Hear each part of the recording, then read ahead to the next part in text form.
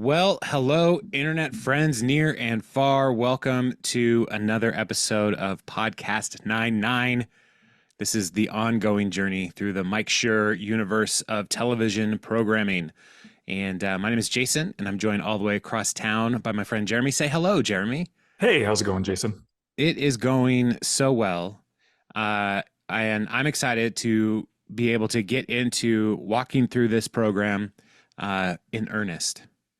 We've had Yeah. several life delays just Uh-huh. because of busyness and Yeah. craziness. So, but now like life's going to be easy from here on out, right?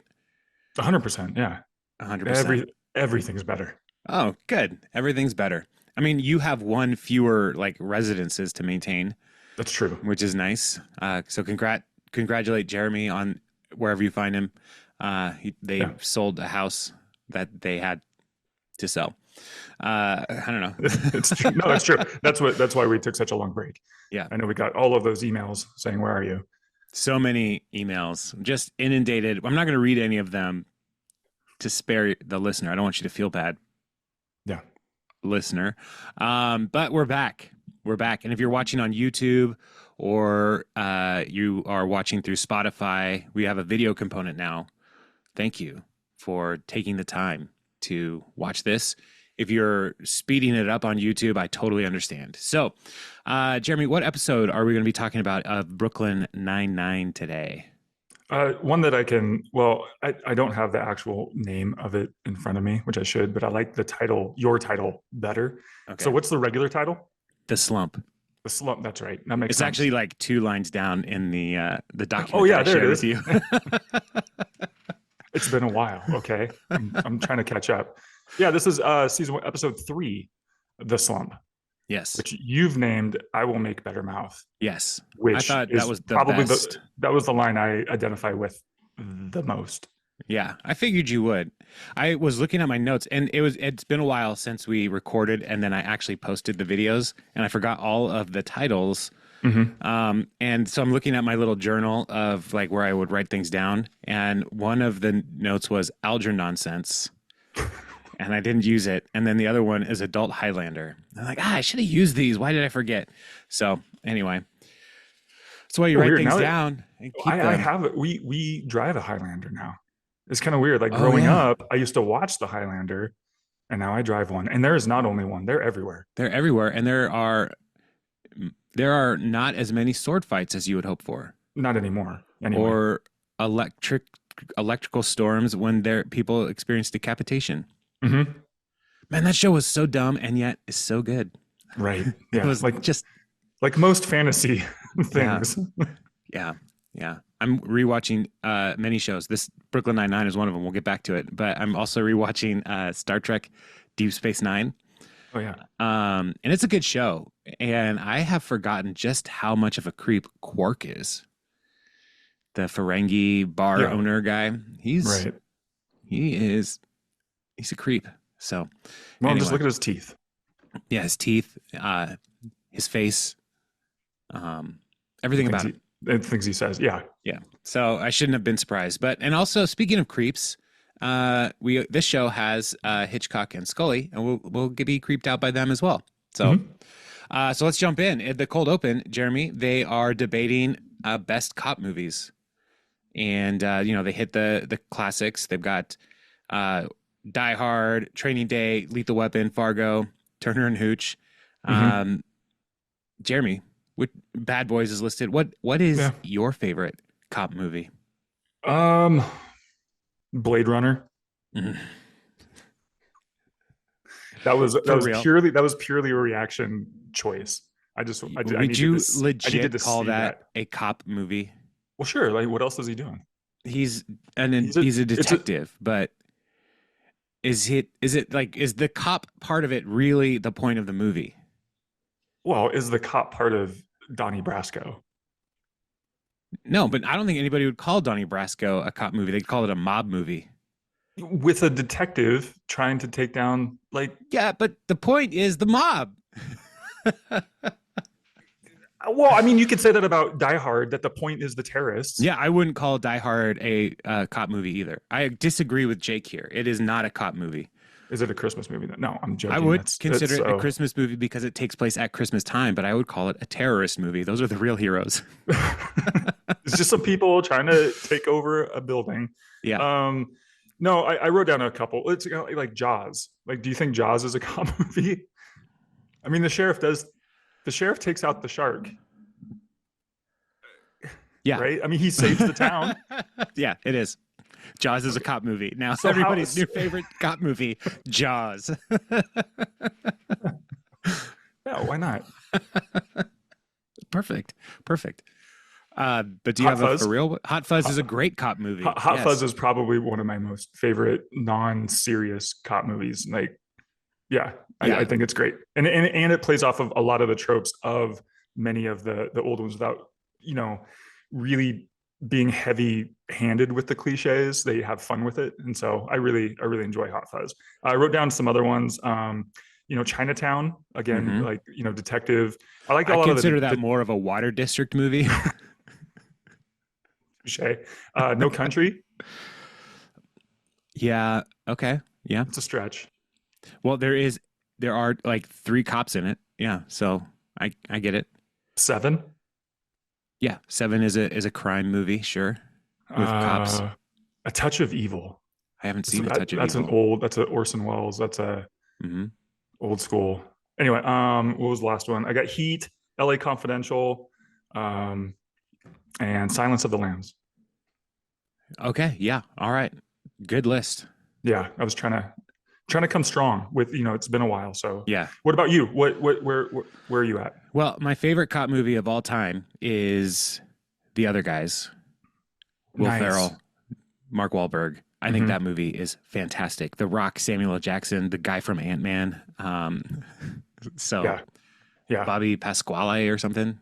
The guy from Um, Birdman. yeah. Oh man, he's so good in that movie too. Birdman. He's great in The Other Guys too.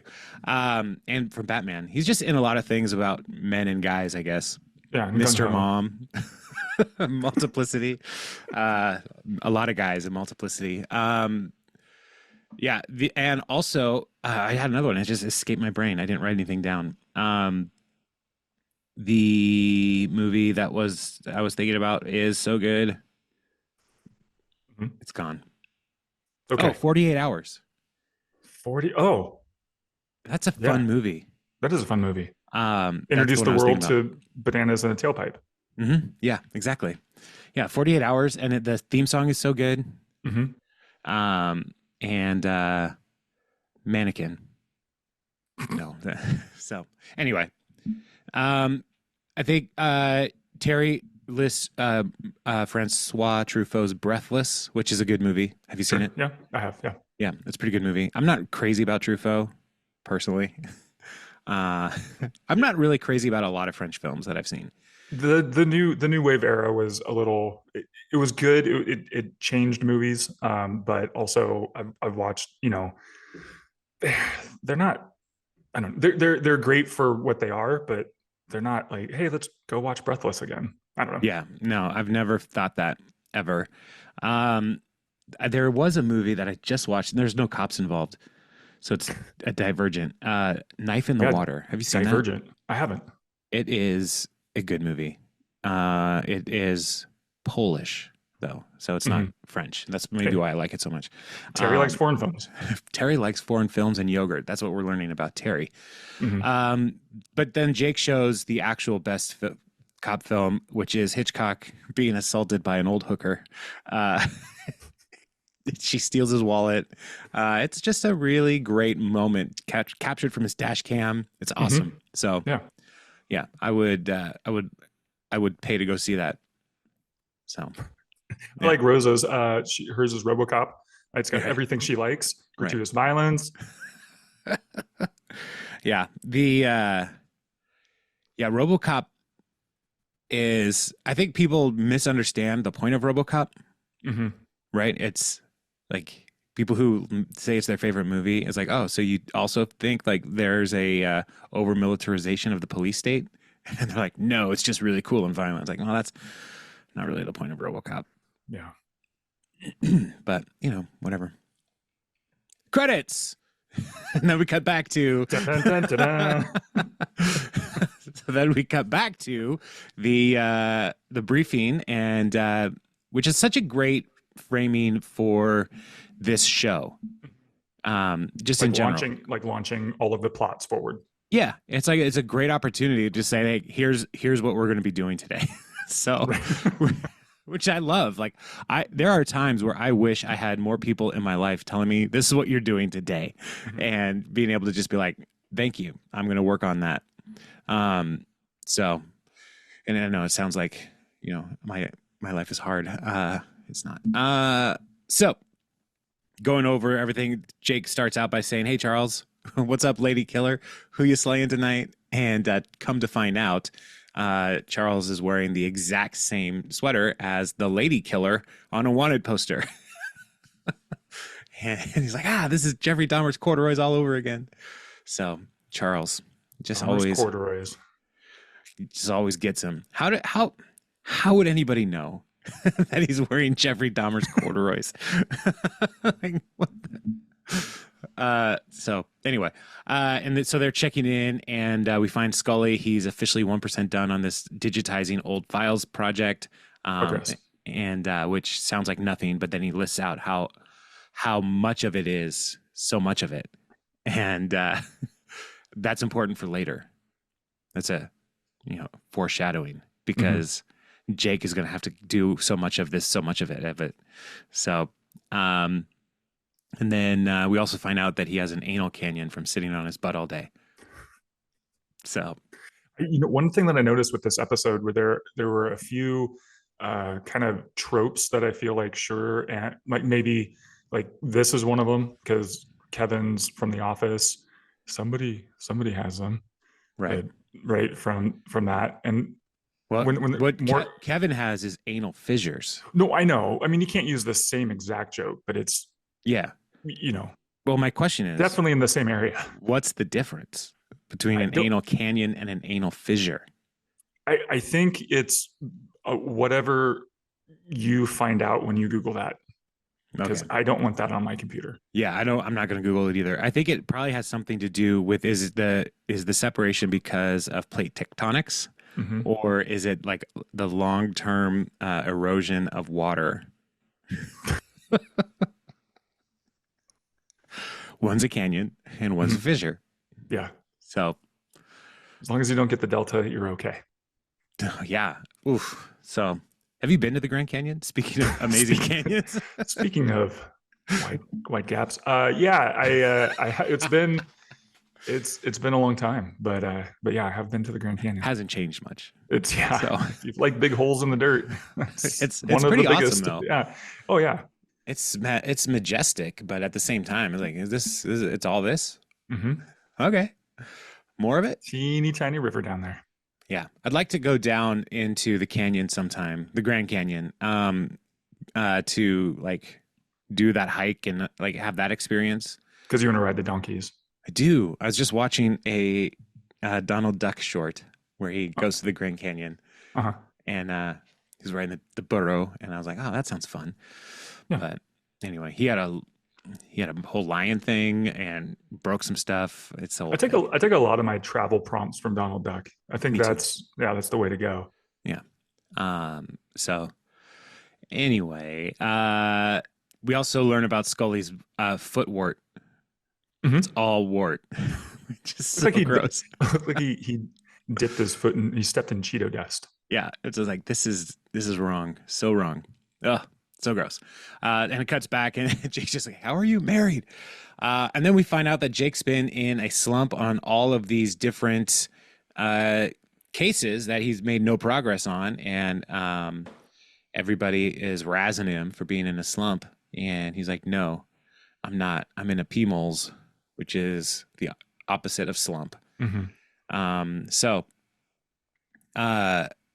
then everybody walks out. And they cut to Jake's desk, and Holt's saying, like, I'm concerned that your open cases pile of garbage is bigger than your closed cases mound of garbage. So, yeah. And so I love Jake. Are you familiar with race cars? Let me give you a little analogy. Formula One or stock. And he's like, I'm out. Yeah. So, and then he says, let's say you hit a speed bump. And he's like, I was like, there's speed bumps on racetracks. I don't know. There should be. Yeah. So, Holt is trying to help him get back on track. But it is not going well. But Jake's like, I got this case. It's about to close with a missing grandma. It's going to be fine. And so that's the hope. So you want to we were going to go down different roads, and I just started with Jake. Should I just keep going with Jake? Yeah, we can't really change now. I know we're locked into this thing. So Jake brings in a family and the missing grandmother, and they're like, we don't know who this lady is. We've never seen her before in her life. And then Jake's like, no, this is Helen. And she says, who's Helen? So, which, I think if you are trying to find a missing person and you find a person who seems missing, a good place to start is, what's your name? Yeah. I mean, it's a polite thing to do with any person that you meet. Yeah. But I wonder if Jake just went up to this elderly lady on the street lost, and was like, do you know these people? It's all going backwards. Maybe this is why he's not such a great detective. Maybe this is the slump. He's just going up to criminals is like, did you crime? And like, no. Nope. All right. Didn't crime. So we find out that these people are not related to who we come to find out is Ethel Musterberg from the Prospect Heights Senior Center. Jeremy, how do we know so much about Ethel Musterberg so quickly?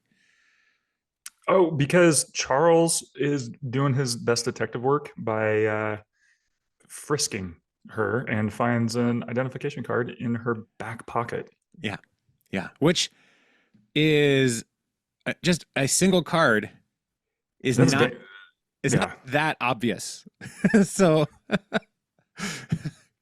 Charles did a thorough job here. So anyway, so he frisked her butt, so Jake remains in an unsolved case slump here. So then it cuts to Jake asking everybody into the break room, and he's like, I need your help. If somebody I know may have been in a slump, what would you do? And they have solutions. Charles, his solution is, after he got divorced, he hasn't been in a slump. So he's like, get divorced. Right. But first you'd have to get married. And then Rosa is fly to Montreal, hit a classy bar, and have sex with a stranger, slump over. And Terry suggests 10,000 sit-ups. Mm-hmm. And Jake's like, what if you can only do 9,500 or 3? So Holt is like, what's going on in here? And there's like he says, we're trying to get Jake's friend out of his slump. And Holt's thing is like, I've always found just working the cases is the best way to get out of a slump. So Jake is like, all right, fine, I'll do that. But right after Montreal, that sounds fun. So cut to Jake talking to Hitchcock, who we are learning more and more is not a very good detective. Him and Scully, they do not want to actually do detective work. And he's trying to swap a case with him. And Hitchcock's like, why would I swap a case with you? I've got a Sherlock. He's selling meth out of his apartment. It's a guaranteed arrest. And then Jake's whole pitch is like, but that means that you're going to have to do paperwork. And I have these cases that cannot be solved. So you cannot have paperwork. It's like, oh, yeah. All right. And so they switch. And Jake thinks he's going to have this whole thing solved and get out of the slump. And we get a new nickname for Jake from Charles, the Jake Hammer or the Jake Rabbit. Which would you go with, Jeremy? Oh, man, neither, because, if I had Jake Hammer. Jake Hammer is a more copy name. Yeah, Jack Rabbit, Jake Rabbit. I mean, not so much. Yeah. All right. Well, so he's going to go try to get this meth dealer. So we cut to the Sackett Towers, and busting into this apartment. And who's in the apartment, Jeremy? Old man. He's an old man who is practicing his flute, which, yeah, Jake's like, all right, flute man. Who else is in this apartment? And he's like, I live alone with my birds. And Jake thinks they're all bird mules for drugs, which would be a lot of birds and not that much drugs. Actually, but I mean, if you had homing pigeons, that's not a terrible idea. Yeah, but they can't carry that much. You just need a lot of them. I know, I guess. Like a John Woo amount of pigeons. That's a lot of that's probably too much pigeons. Too much pigeon. And they fly so slow. And you need Nick Cage to fluff his trench coat, and the pigeons come out of the trench coat for some reason, or in a church, and he's diving between pews and there's pigeons everywhere. Those movies are great. Yeah. It's true. Are we talking about Face Off? Was that John Woo? Which one is this? I don't know. Well, I know he did like, what was it, Mission Impossible 2? Or is it 3? I think he did 2. With Philip Seymour Hoffman. Oh, maybe that's 3. I don't know. 2 was... All I remember was the motorcycle joust. It was like 2 motorcycles, guns ablaze. Anyway. Pigeons, homing drug mule pigeons, but this guy has birds, and most of them look like kind of parrots. He did Mission Impossible 2. Okay. And a cockatiel, I think. Yeah, these would not be helpful. No. I'm not a drug dealer, but I'm just saying, like, I don't think... Oh, you know why they don't use stool pigeons? That's why they don't use them. Because they would rat you out. Yeah, exactly. Every time. Well, they are the rats of the sky. Yeah. So now it all makes sense. All coming together. Mm-hmm. So... Then again, he didn't solve a case. No. And so he got pooped on. Yeah, which people say is good luck. Somewhere. I do not believe in luck, so I'm not going to go for it. So, so they go back to the precinct, and Charles is trying to convince him it's good luck. And at the same time, Hitchcock comes in with 4 criminals. And he's like, Jake's like, what happened? Hitchcock's like, I was at the crime scene, and this guy comes up out of nowhere and confesses. He said, I got to make things right. So he helps me track down his accomplices. It's like when you're on the freeway and your lane is stopped, and so you get over, and then the lane that you were in moves forward. Yeah, I hate that. Now you're twice as behind. Like, yeah, oh, come on, man. Right, and so you get back, and then the other side goes. Yep. Same deal with the grocery store. Oh, yes. Yeah, my wife is constantly looking at other lines at the grocery store, at Costco in particular, and it's like, we just need to stay here. Yeah. If we move, you got to commit. Yeah, they're all terrible. It's the classic Fox and the Grapes. Okay, I don't know that classic. That the whole Aesop's Fable was about Costco lines. Okay, cops and grapes, Fox and grapes. What? The fox and the grapes. And the grapes. The fox goes across. He's got some grapes. Okay. You find some grapes. He's like, cool. So he's going across this bridge. And there's a pond or a lake below, and he looks down and he goes, look at that fox with grapes. I want those grapes. And he tries to go after those grapes, drops his grapes in the water, has no grapes. So now the water fox has 2 sets of grapes. That's the moral of the story. This is capitalism. Be a water fox. Yeah. Oh, snap. Mom's a water ghost. So, okay. One of my favorite SNL things. Oh, snap. Mom's a water ghost. Okay, so we're learning so much today. Be a water fox. You get more grapes. You trick land foxes because they're dumb. And go to crime scenes, and you'll find the criminals. Stay in your lane. You'll get there. And don't go to Costco. Jocelyn and I went to Costco one time, my daughter. And and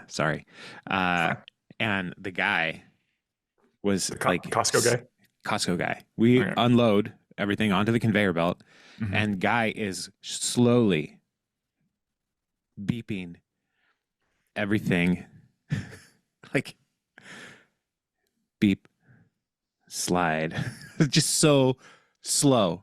I really don't like this. Yeah. And we had a not small, amount of stuff.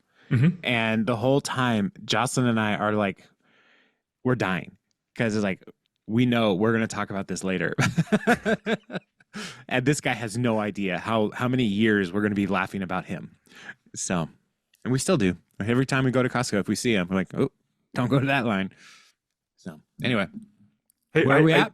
Oh, we're at another Costco story because do you remember?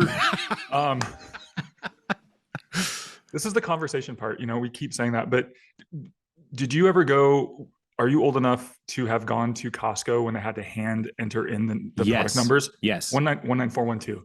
Yeah. 21316. Right. Yeah. I have no end to that story, but I'm just saying, if you think it's bad now, it used to be worse. It was amazing that they could do anything. Right. Oh, yeah. I mean, they were fast. They were so fast, and they knew all these numbers off the top of their head. And it's amazing that they even got out of Kirkland.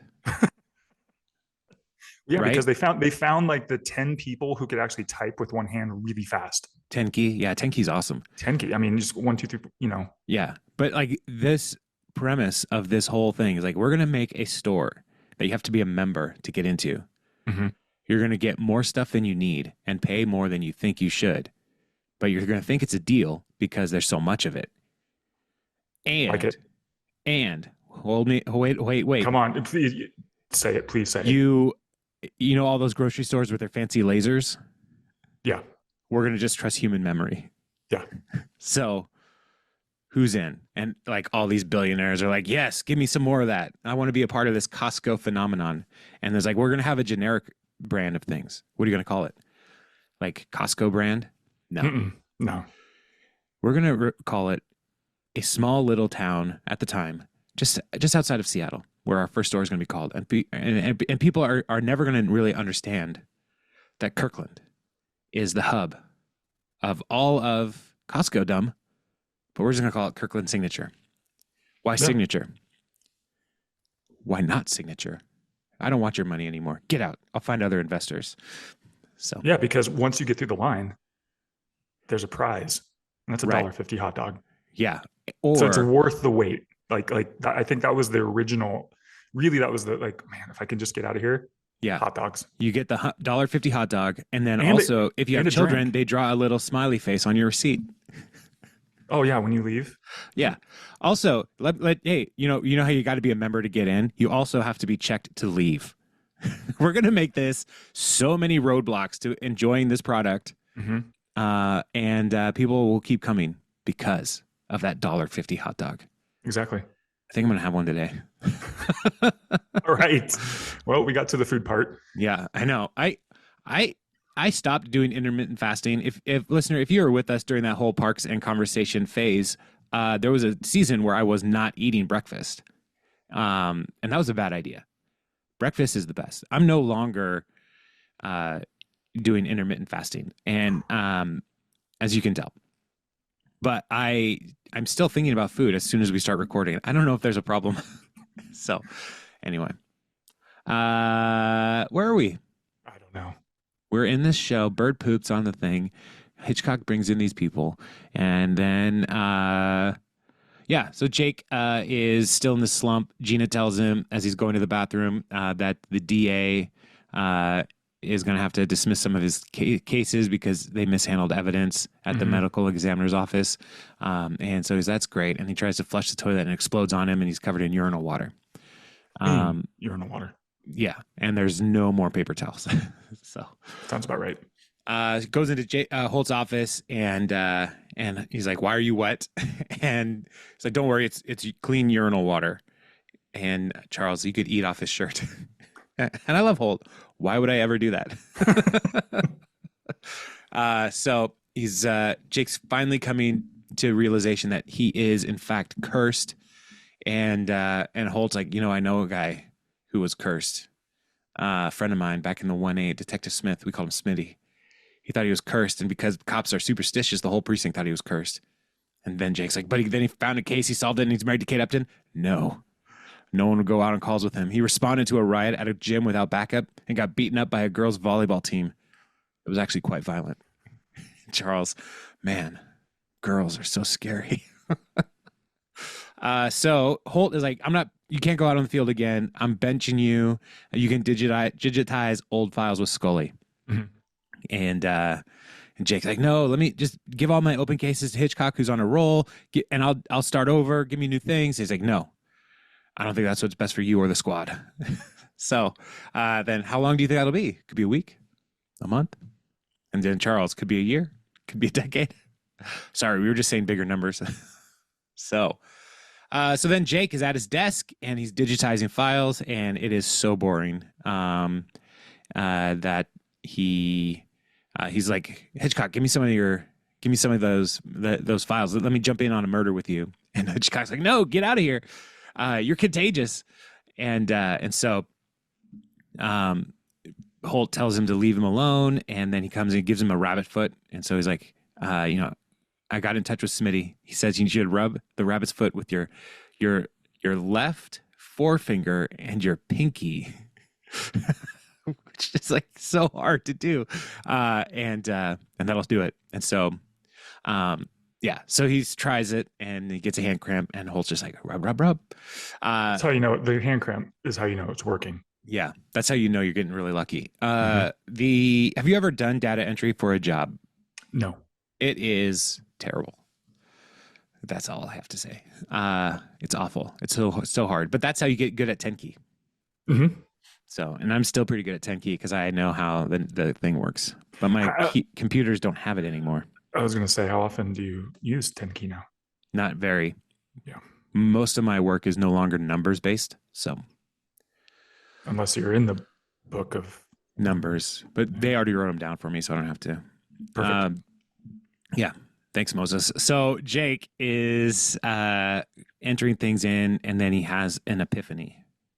And he gets up, and Holt is eyeing him. He's like, I'm just heading to the can. I was like, take the rabbit's foot. So he does. And so Charles meets him in the bathroom, and he's like, I'm not allowed to leave my desk, and so I need you to find this for me. And Charles is like, this is kind of like, and Jake's like, no, for the last time, we don't need a clubhouse.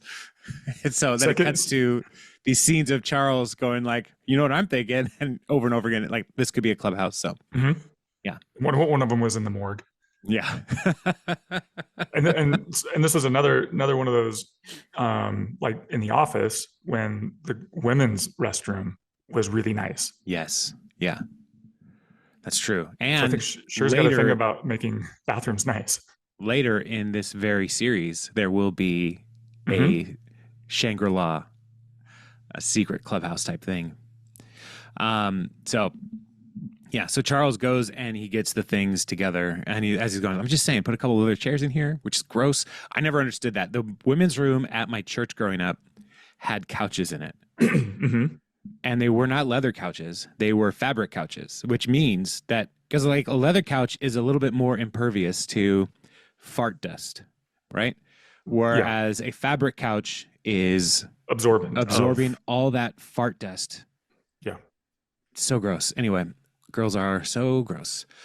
So then cut back to Charles. He's bringing in that couple, and he's like, they're here. And then Jake shoves open the stall door, and he's like, is that too dramatic? And Charles is like, no. And so Jake tells them what's up. He's like, I figured it out. First, you know what happened to your grandma? Nothing.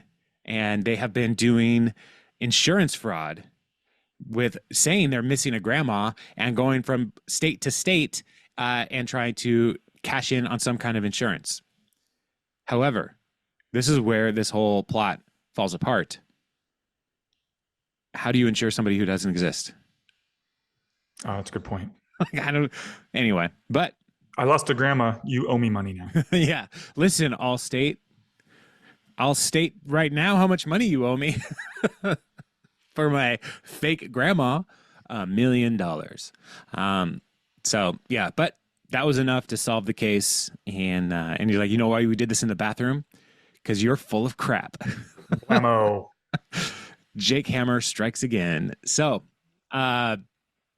then Jake is pretty stoked, and he goes to Holt's office, like curses over, slump is done, goes in to take a selfie with him while Holt is saying permission denied, and it's too late. And so Holt's like, oh, so the rabbit foot worked.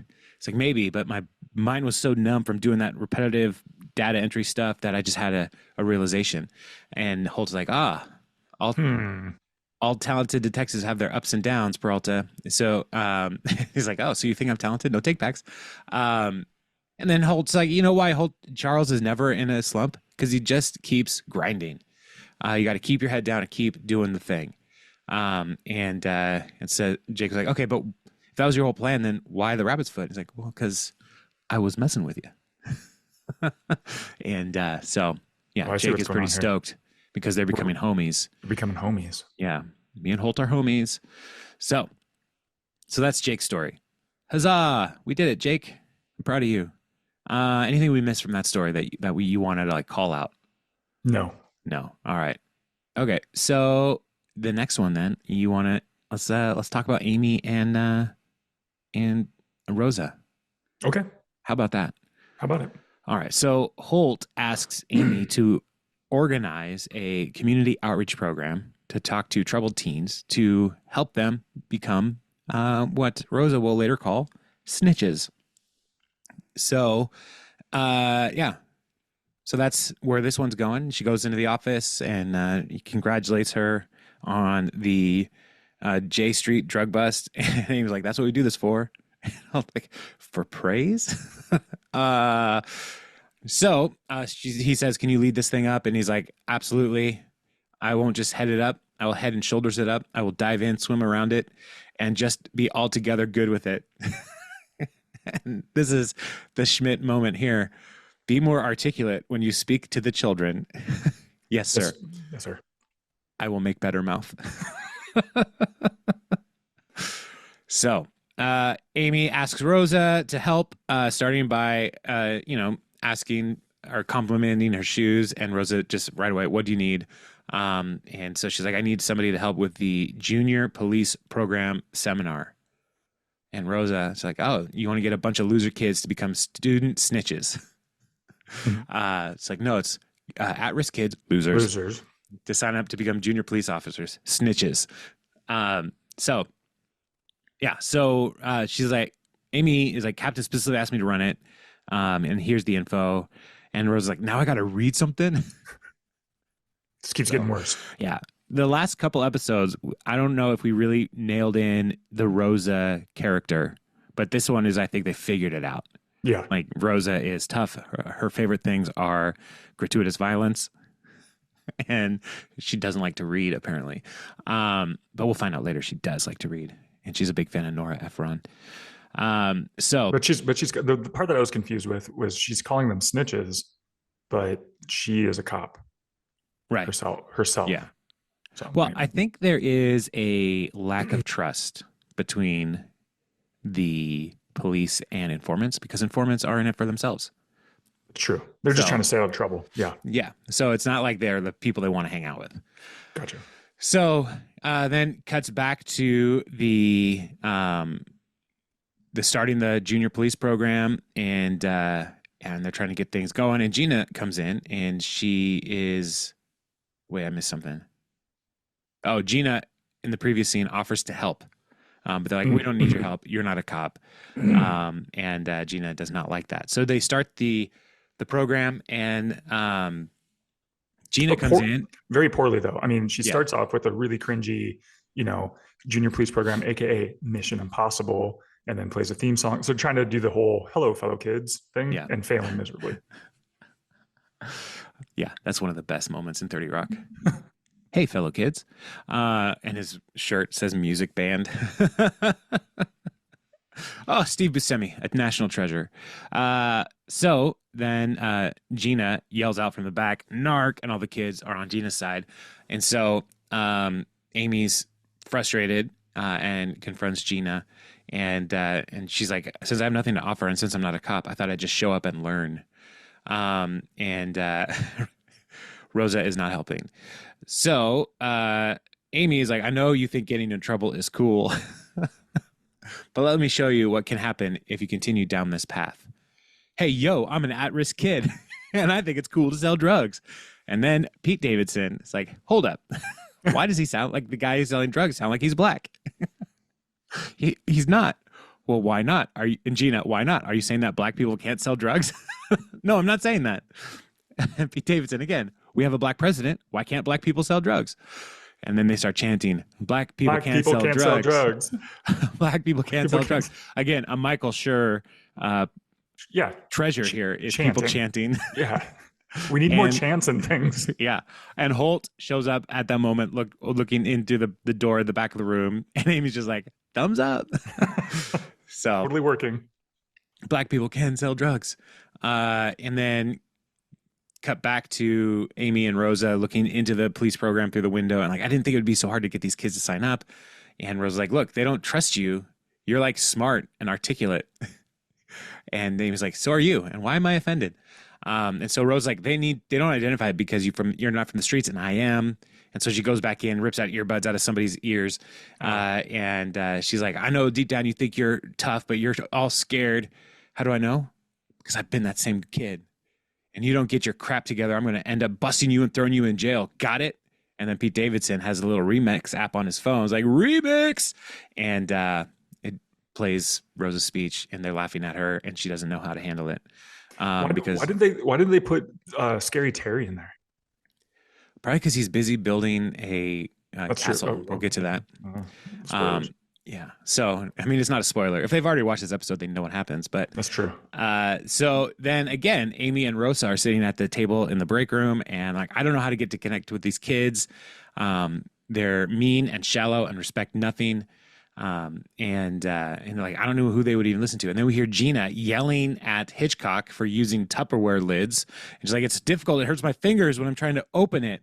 And Hitchcock apologizes to her for making it harder for her to steal his lunch. Mm-hmm. And so then they're like, oh, Gina is the one we need to get involved in here. And so they bring Gina in.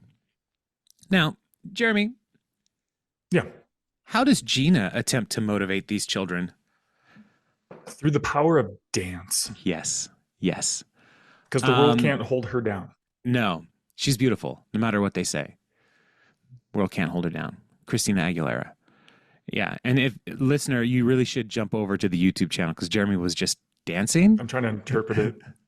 My favorite is when she like skips forward to the kids in the dance, like yeah, and then I hit the microphone. Yeah, this is an interactive podcast. Yeah, when she's like skipping forward and then turns around and like it's like, what on earth is happening here?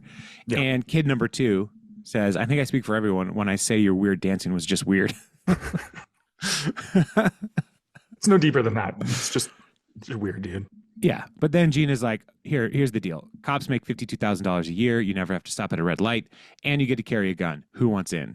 Sign and 8 people sign up. Pete Davidson is not one of them.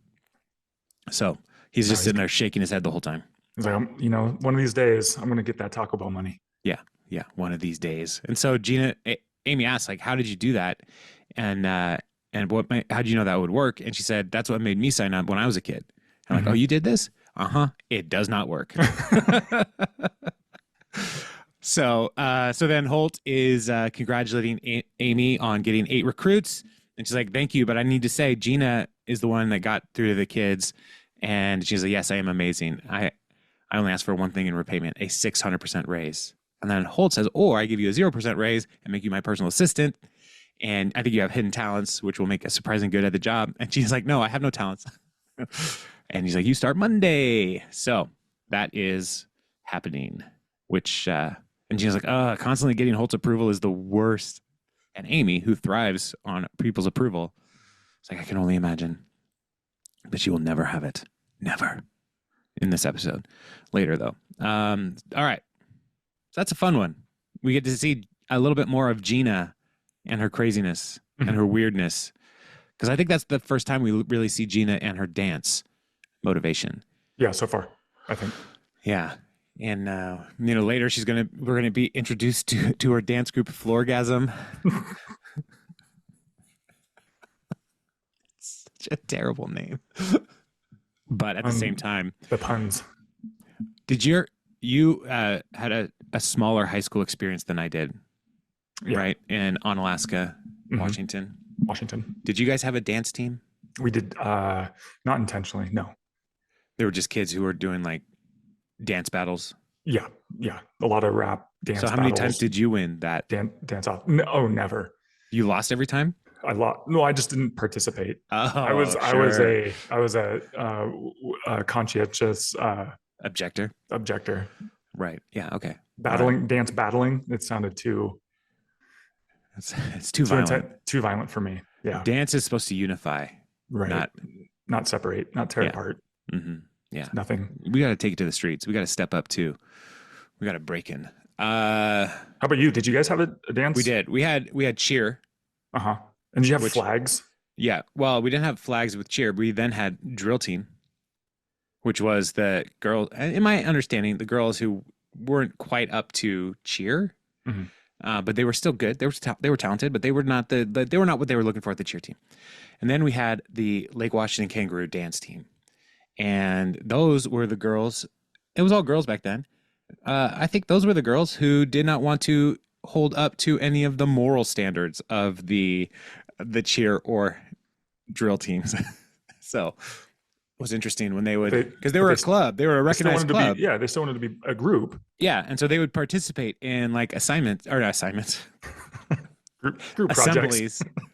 They would participate in assemblies, and it'd be like, I'm like this Christian kid who, like my fun time is going to youth group, and I'm like, what is happening on the floor over there with those girls at this homecoming assembly? It was weird. It was a weird time. Anyway, so Did they lean into the kangarooness of your namesake? no, Oh man, because that would be great. they went the other way. They didn't even lean into the purpleness, because that's right. Oh, We were the purple kangaroos. They wore all black and sequins, so no purple, no kangaroos. If it was the whole time the dance team was just like jumping and boxing, that'd have been rad. But yeah, all right, so we got one more storyline here, Jeremy. yeah. Let's How talk about about it? it. Let's do it. So Charles asks Terry to help him fill out a lineup to be Scary Terry. Mhm. And he's like, yeah, I love being Scary Terry. He says what regular Terry's thinking. And it cuts to a lineup and Terry's in it. It's like, this is taking too long. I'm going to miss the farmer's market. Which I love that Terry, that's what regular Terry's really thinking. Right. Terry also so, loves farmers markets. yeah. And so he's like, no, I'm too busy.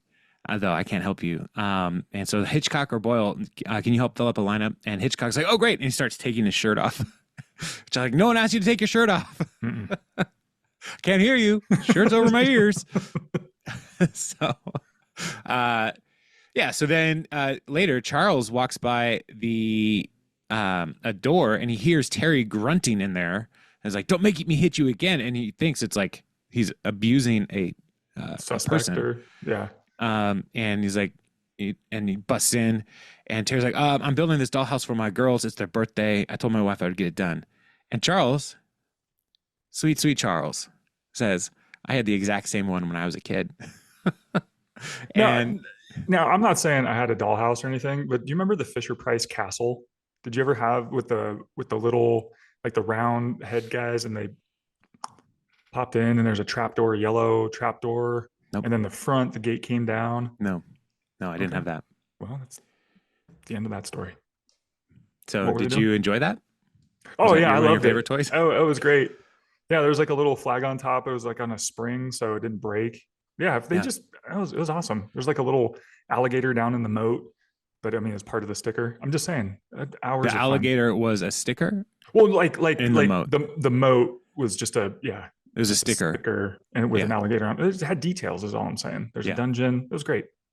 So yeah, I get it. I get the appeal, Charles. Yeah, that's all I'm trying to say. My mother bought my daughter for Christmas one year a giant dollhouse. Yeah. And we took it apart just recently. And we're like, now what? When did she get it for? Oh, when she was like maybe 5. She's 15 now. And we took it apart like maybe a year and a half ago. And then we just had the pieces. Mm-hmm. Like, now what do we do? Because no one's playing with this thing. It's just taking up space. And so we put all the pieces against the wall. And we were cleaning the downstairs family room area. And my wife was like, we should probably just give this away. Yeah. And I was like, we can never give this away. And we also have this bench that my mom got for us that it's like a storage bench. And my wife again was like, we should just give this away. I was like, we can never give this away. Why don't you put the dollhouse in the storage bench? That's exactly what we did. Perfect. It was actually, it fit perfectly. It was one of those things where it's like, look how smart my mom is. That's the moral of this story. She had the long-term plan. So it used to be what we put all our shoes in when it was, by our entryway in our old house. And now we just have this bench and a dollhouse. Synergy. What are you gonna like? What's the plan though? I need to know. Like I don't know why. Like because I'm in the middle. Away? Yeah, I'm in the middle of trying to throw away so much stuff, and I'm like, why can't you? I mean, you guys aren't going to use it. We are not, but someday our children may have children. Oh, and it's one of those things where it's like, this is actually a really good toy, right? And if we build it again, then they can use it when the grandkids come over. Like the boxes of like all those like cords that come with electronics that you're saving to give to your kids and their grandkids. Exactly. I want my kids to be able to print in a dot matrix printer in the year 2077. Right. And not be like, oh, I wish Dad would have kept that 16-pin cable. Right. So, yeah. I mean, I'm just thinking of the future. So we have all of Judah's trains. We have these things that's like, these are good toys. They're made with actual wood and not like plastic and lead. They're good toys. So anyway, so Jeremy plays with dollhouses, and I have a dollhouse. That's where we're at, and my mom is really smart. That's the moral of this story. I like it. We got there. So Charles offers to help, and Terry's like, "No, I can do this." And it's like, "Okay." So later, the next red letters. Charles is checking in on Terry, and he's groaning and whimpering on the floor. And he's like, "Are you okay?" It's like, "This fairy princess castle has defeated me. I'm a grown man with man hands and a man brain. I should be able to put together a dollhouse in less than 4 hours. Why does it have to be so hard? Look." And he holds up the screws. This has 3 point sides and nowhere to screw it in. And there's wheels. What kind of castle has wheels? Owls. Which is true. But I understand the wheels of it is like you move it around when it's in the house. Because it's huge. It'll be one of the largest pieces of furniture that you own. This dollhouse is an investment, much like a timeshare. So he's defeated. And he, later, Charles comes by and he's like, "Hey, I assembled the castle for you. Here it is." And Terry's like floored. And he's like, "What happened to all the princess flourishes?" And Charles is like, "Well, they were destroyed." That's Terry's rage. So he turned it into a princess police station.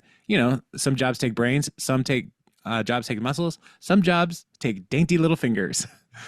Did I ever tell you how to wear a women's wedding ring?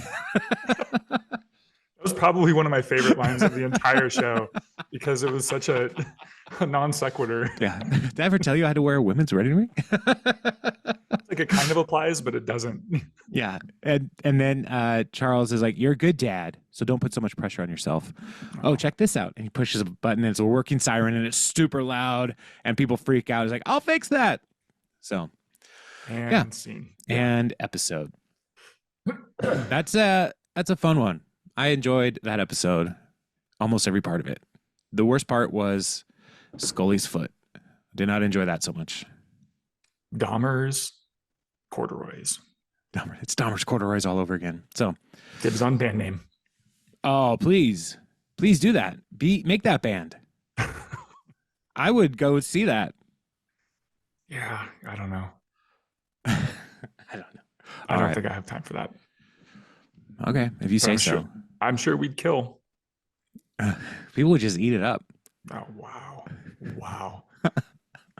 I mean, you probably would have a lot of remnants in your basement. Yeah. The good thing is there'd be no leftovers at the end. These are the rare cuts that the deep cuts, as it were. The deep cuts, yeah. Yeah. I mean, Dahmer. Cannibal. Yeah. What well, see you next week. What's episode 4, Jason? Oh gosh, I had a website that told me those things open a little bit ago, but it was the worst website of all time. So let me look it up real quick on my Google machine. Yeah, well, if you have already left, bye. But if you're still here, thanks. Well, Jason looks stuff up, I guess. Yeah, I don't This know. is how Google works. So let me Google it for you real Tell quick. us more. First, log into Facebook and then Oh, Google. it's called ME Time. ME Time, medical examiner. Yes, Jake has a little romance with a morgue worker. Waitress from It's Always Sunny in Philadelphia. I've never seen that show. Mm. I've never seen a single episode of that show. They're the worst people. That's what I hear. Yeah. So, all right, great. I think this one was 77% on IMDb, or 7.7, something like that. So yeah, it was pretty good. I love the first season of Brooklyn Nine-Nine. It was one of the strongest first seasons. I think we talked about that. And just, I mean, episode 3 already, I laughed out loud a couple times. And yeah, it's just really setting up these characters. I'm excited. The kids are watching ahead. And you know, there's so many great through lines in this series. I'm excited to get back into it in earnest, as you said, and keep going. So also, listener, if you are, or viewer, I don't know why I'm looking around. There's somebody behind you. They are currently running a sale on this on Apple TV stuff. And so if you want to buy the whole series and watch it without ads today in the year of our Lord 2024 on April 12th, it is $25. Enter promo code. Whatever your username is, I don't know. Yeah. Yeah. We have that kind of sway with the studios. We're like, we should definitely get those two guys some promo codes. Yeah. So yeah. Anyway, and if you guys need to build a website, you know, it's thanks to our sponsor Squarespace, who I think built a website for my new purple mattress that I got. So you can follow along with that whole thing. Have you ever been super frustrated by how expensive razors cost? Yeah, you know, I have. Yeah. The guys at Harry's, they were so frustrated with that. They just bought a whole razor company. That's smart. Yeah. And so now they sell razors that are just as expensive as the old ones. I don't know. I don't really use those. Yeah, me neither. So, but we're sponsored by them. We're not sponsored by anybody. Just sponsored by Goodwill and the desire to. We're not selling out, man, unless somebody wants to pay us. Yeah, I mean, really, what it comes down to is Jeremy and I are busy, and this is an excuse for us to talk to each other. Basically, yeah. When we say, "Oh, I've got the podcast today," you know. Yeah, I'm working. I'm so sorry. Busy. So, same thing I'm doing with my sister on my Hobbit forming podcast. So, gives me a reason to talk to Heather. You know, you don't have to make new podcasts for every person you want to hang out with, man. Well, I mean, I guess I don't know. I'm if a project-based person, right? I don't know if I should be like insulted or like feel really good about the fact that you're making me do work to hang out with you. What work do you have to do? You have to watch a TV show and talk about it. I know, but I got to set stuff up, plug things in. I'm just saying, I could, yeah, I appreciate it. I'm sorry for the discomfort. So with that, listener, if you also, hey, I'm looking for another host who wants to hang out. Just apply at itsasureThing.com. We don't have that. We don't have that. But you can email parksandconversation@gmail.com. You can leave a comment on YouTube or Spotify. You can rate, review, like, subscribe, ring the bell, all the things. I don't know what the kids are doing these days, but we're doing some of it. Okay. So we should let people get on with their life. So, Jeremy, I'll see you next week. Next week. Sounds good. All right. I'll talk to you later. Bye.